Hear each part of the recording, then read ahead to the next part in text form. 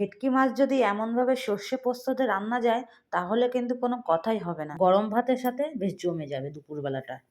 তো চলো বন্ধুরা, বড়মশাই যে বাজার থেকে নিয়ে এসেছিল ভেটকি মাছ, খুব বড় একটা সাইজ না আবার খুব ছোটও না, মাঝারি সাইজের। তো সেটাকে ধুয়ে ভালো করে নুন হলুদ মাখিয়ে নিলাম। আর ডিমটা দেখতে পাচ্ছ, ডিমটা কিন্তু ভেটকি মাছের না একদম, এটা হচ্ছে কাতলা বা রুই মাছের ডিম হবে। তো এটাকে ভাজা করব, তো একসাথে একটু মাখিয়ে নিলাম। তো যাই হোক, মাছটা রান্না করব, ভাজা বসিয়ে দেবো। তো যা যা মশলা করব সেগুলি হলো, দেখো যা যা মশলা দেবো মাছে। তো এখানে সর্ষে নিয়েছি, আদা নিয়েছি, লঙ্কা নিয়েছি, টমেটো নিয়েছি, পেঁয়াজ নিয়েছি, একটু 2-4 কোয়া রসুন আর চালমগজ আর পোস্ত। সাদা শস্য হলে না ভালো হতো, কিন্তু সাদা শস্য ছিল না, তাই কালো শস্যই দিয়ে দিয়েছি। চলো তার আগে মাছ ভাজাটা বসিয়ে নিই।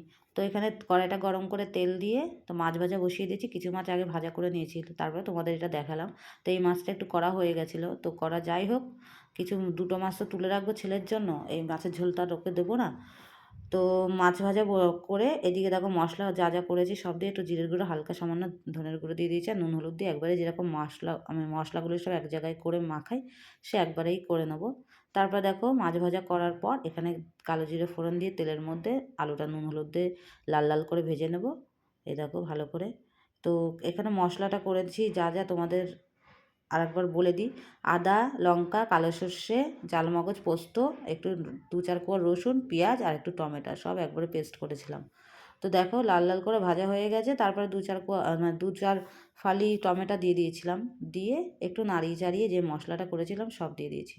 তো এর মধ্যে না আমি একটু সর্ষের তেল দেবো, সর্ষের তেল দিয়ে একটু মানে ভালো করে কষাবো।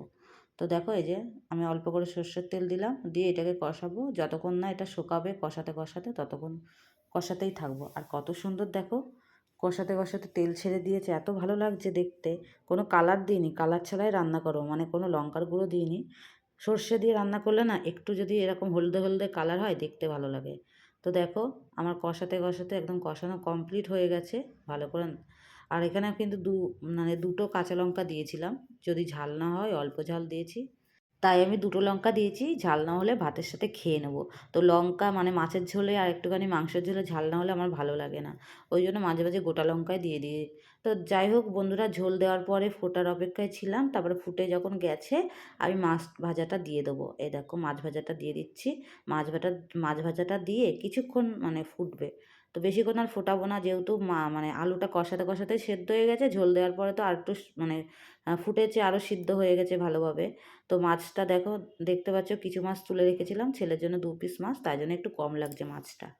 তো মাছটা মানে মাছটা দেওয়ার পর একটু ফুটে গেলে এটা নামিয়ে দেবো। তো বন্ধুরা, আমার এই রেসিপিটা কেমন হয়েছে তোমরা জানাবে, সর্ষে পোস্ত দিয়ে ভেটকি মাছের ঝোল। তো তোমাদের যদি ভালো লাগে অবশ্যই তোমরা একবার ট্রাই করো। আর আমার রেসিপিটা কেমন হয়েছে তোমরা জানাবে। দেখো গরম মশলা একটু দেবো, না দিলেও চলবে, তোমরা যদি দিতে চাও তো দিতে পারো, না দিলেও চলবে, তাও সুন্দর লাগবে খেতে, স্বাদ লাগবে। তো চলো বন্ধুরা, আমার রেসিপিটা কমপ্লিট হয়ে গেছে, কেমন হয়েছে তোমরা জানাবে। টাটা।